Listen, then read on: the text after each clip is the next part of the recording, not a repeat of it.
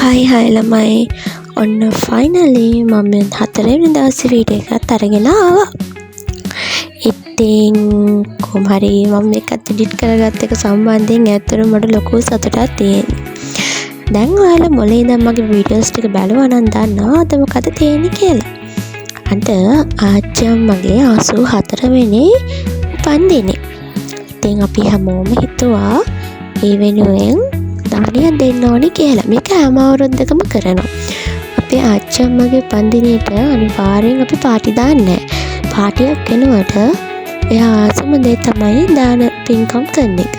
ඉතින් ආච්චි අම්මගේ සතුට වෙනුවෙන් අම්මලායි පුංචි ලොකු අම්මයි හැමෝම එකතු වෙලා ආච්චි අම්මගේ 84 වෙනි උපන්දිනේ වෙනුවෙන් ගමේ පන්සලට දානයක් සූදානම් කළා. ඉතින් මමයි අම්මයි ඊකට තමයි තකාණියම කලතර ගියේ.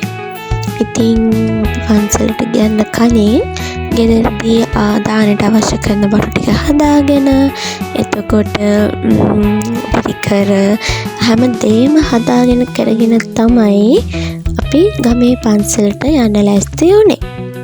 ඉතින් මේක ලොකු වැඩක්.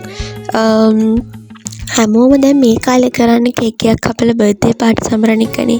ඉතින් ඒකට කිසිසේත්ම ගැලපෙන්නේ නැති නොවෙනස්ම දෙයක් තමයි අපි මේ කරන්නේ. ඉතින් කොහමරි පරක්කේ චිනිතා පුංචි හැමෝම එළියට දැම්මා. යන් කියලා. කොහමනේ ඉතින් අපි දවස් 3ක මහන්සියකින් පස්සේ ඔන්න අද ඒ උතුම් පින්කම කරන්න සූදානම් වුණා. ජීවිතේ අපි මනුස්සෙක් වුණාම එහෙම කියමුකෝ. මනුස්සෙක් වුණාම කෙනෙක් මැරුණාට පස්සේ දාන දීලා වැඩක් නැහැ. එහෙම දෙනවා තමයි. ඒ වුණාට අපි ජීවත් වෙලා ඉන්නකම් පුළුවන් තරම් පින්දහම් කරන එක තමයි අපේ හිතේ සැනසීම. එතකොට අපේ සතුට තියෙන්නේ. ඉතින් අපේ ෆැමිලි එකේ සාමාන්‍යයෙන් හැම අවස්ථාවකම කියන්නේ ජීවිතේ අපි ලබන හැම අවස්ථාවකම පන්සලත් එක්ක අපි මාරම එකතුමුතුයි. ළමයෙක් ඉපදුණත් අපේ උපන්දිනයක් තිබ්බත් එතකොට අපි විභාගය පාස් කරත් අපි අලුතෙන් ගෙයක් ඇදුවත් අපි අලුතෙන් රස්සාවකට ගියත් අපි අලුතෙන් ඕනම වැඩක් ඕනම ප්‍රශ්නකදී අපි පන්සල දහම එක තමයි හැමදේම කරන්නේ. ඉතින් අපේ අම්මගේ ආච්චි අම්මගේ ආభాසය තමයි අපිට තියෙන්නේ. මේක තමයි ගමේ පන්සල. මුං හැන පන්සල. කොහමද ඉතින් අපි පොඩි සෙට් එකත් එක්ක දානේ බඩු ටිකත් අරගෙන අපි පන්සලට ගියා. හුඟක් දුර තිබෙන කන්දක් නගින්න තියෙනවා. ඊට පස්සේ තමයි ඉතින් පන්සල තියෙන්නේ.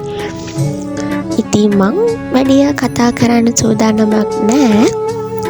මේ වීඩියෝ එක පුරාම තියෙන්නේ අපි දානෙට ලෑස්තිුනේ කොහොමද, පන්සලට ගිහින්වත් පිළිවෙත් කළේ කොහොමද, අන්තිමද දානි වැඩ කටයුතු ඉවරලා අපි ගෙදර ඇවිල්ලා කාලා බීලා එතකොට මමයි අම්මයි පුංචි මල්ලි ගෙදර එන්න අපි කොහොමද අන්නේ දවසේ විස්තර ටික තමයි මේ වීඩියෝ එකේ තියෙන්නේ. ඔයාලට ඉතින් පොඩි අයිඩියා එකක් ගන්න ඕනි නම් මේ වීඩියෝ අන්තිම වෙනකම් බලන්න. කොහොමද මගේ වීඩියෝස් වල මුල් ටිකට වඩා අන්තිම ටිකේ තමයි හොඳම ටික තියෙන්නේ. ඉතින් එහට ඔයාලම කමෙන්ට් කරන්න අපි කොහොමද අපේ දානේ ලස්සනයිද, ඔයාලට කොහොමද හිතෙන්නේ, ඔයාලා මේ වගේ දාන දෙනවද, අන්න ඒ වගේ දේවල් පහලින් කමෙන්ට් කරන් ගන්න. එහෙනම් බලන්නකෝ.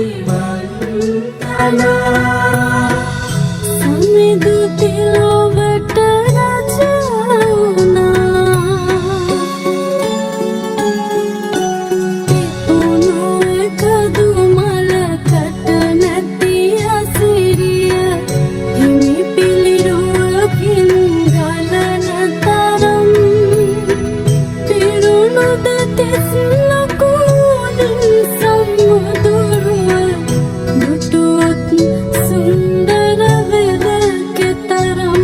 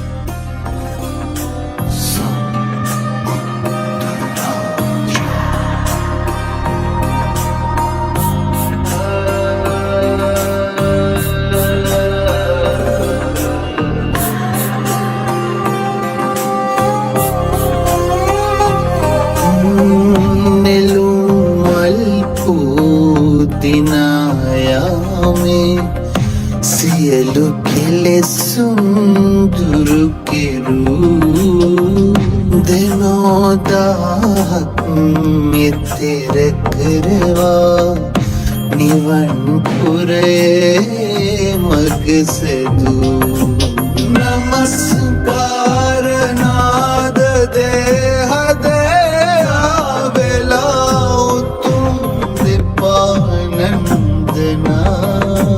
දෙයත් තබා මගේ නලලතේ ලෝතුරා බුදුන් සදා වන්දනා ලෙලෙනා ගෝ පත්‍ර පාසාදනුනා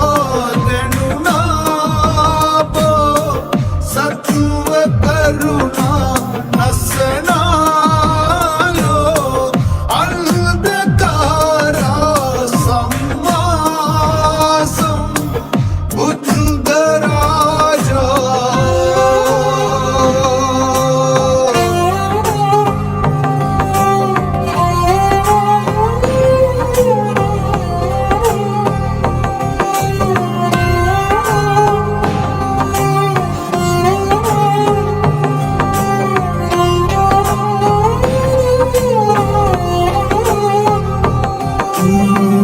දහස් මල් පෙති පාකමල ළඟ නිවන් සොයලා දුවනා ඔන්න ඉතින් මෙතනින් පස්සේ නම් ඇතුළේ දාන බෙදෙන හින්දා මට ටිකක් කෙල්ලට ඇවිල්ලා නෙමෙයි සංසුන් ඉන්දියා. ඇත්තටම අපේ හිත සංසුන් කරගන්න අපේ බුදුදහම අපිට කොච්චර උපකාරී වෙනවද?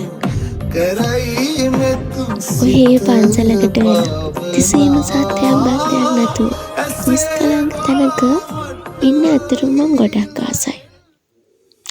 ඊට පස්සේ ඉතින් දාන වැඩ කටයුතු ඉවර වෙලා අපි කට්ටිය පොඩි සෙල්ෆියක් එහෙම ගහන්න අරගෙන ඊට පස්සේ දාන බගට් ටික අස් කරගෙන ඔක්කොම පස් කරලා හොතල කරලා කොහොමද විශේෂයෙන් අපේ ආච්චම්මට සෙත් පැතුවා. ඒවත් එක්ක ඊට පස්සේ අපි ගෙදර ආවා.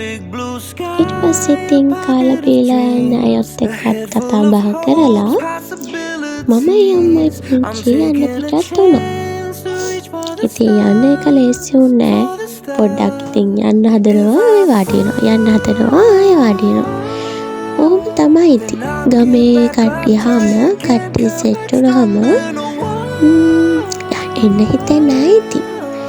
කොහොම හරි අන්තිමේදී බත් ටික පැක් කරගෙන මම මෙයාලව බලෙන් දාගත්තා. ගුඩ් බයි ගමේ නෑ එහෙම කියන්න හරියන්නේ නෑ. ගුඩ් බයි කලුතර. ඔන්න කොහොම හරි මට එනකොට ගන්න බැරි වුණ වීඩියෝ එක මම යනකොට ගත්තා. ඒ තමයි කලුතර බෝධිය. කලුතර ආවා කියලා ඉතින් පෙන්වන්න පුළුවන් මෙන්න මේ ටිකෙන් තමයි. නැත්නම් ඉතින් විශ්වාස කරන්න බෑ. හරියට අපේ රත්නපුරේ ටවුන් එකේ ඔරලෝසු කරනවා වගේ තමයි. කලුතර නම් ඉතින් කලුතර බෝධි සමිතිය තමයි. ඉතින් කොහොම හරි කලුතරටත් බයි කියලා ඊට පස්සේ අපි මේ යන්නේ හොරණ. හොරණ කියන්නේ අපේ පුංචිලාගේ දිහා. ඉතින් අද දවසේ මහන්සි නිසා මම යම්මයි හිතුවා අද රත්නපුරේ යන්න බෑ. ඉඳලා හොරණ ගිහිල්ලා ඉඳලා ඊට පස්සේ යමු කියලා. ඊට පස්සේ ඉතින් එහි ගිහිල්ලා නිකන් ඉන්නේ නෑ. ඊට පස්සේ මල්ලිකා ගිහුවා ගඟේ යන් කියලා. ගඟ දැකලා වගේ මම ඉතින් ගඟේ ගියා. ඇත්තටම මම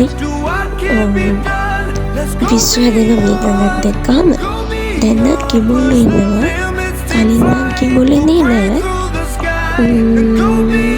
කොහොම හරි මේ දවස්වල ටිකේ මුච මහන්සියයි පුදුම රසයක් එක්ක බීලා කෝලතුර බීලා මම දැන් උගුරත් ගන්නම නෑ. කතා කරගන්න පනපොන්න. ඉතින් බලන්නකො ගඟේ වීව් එක ලස්සනයි නේද? ඔන්න ඉතින් අපි ගඟත් බලලා මාළින්ට කන්නත් දාලා ඊට පස්සේ ඉතින් අපි දෙන්න අතන්ටලා ටිකක් වෙලා බාලා ඉඳලා කිඹුල්ලු බල ඉඳී ඉන්නවද කියලා. ඊපස්සේ ඉතින් කොහොම හරි එදා රෑ ඒ ගත කරලා අපි ඊළඟ දවසේ ආවා ගෙදර. ඉතින් මටම තමයි කලතර ගෙවිච්ච දවස් ටික. කොහොම හරි ඉතින් ගෙදර ආවා කියන දැනෙන්න කළුමඟ පාස් කරලා යන්න ඕනේ. ඉතින් ඔයාලට ගොඩක් ස්තුතියි මගේ වීඩියෝ බලුවට. අපි ලස්සන වීඩියෝකින් තව ඉස්සරහට හම්බෙමු. Thanks for watching. Bye bye ළමයි.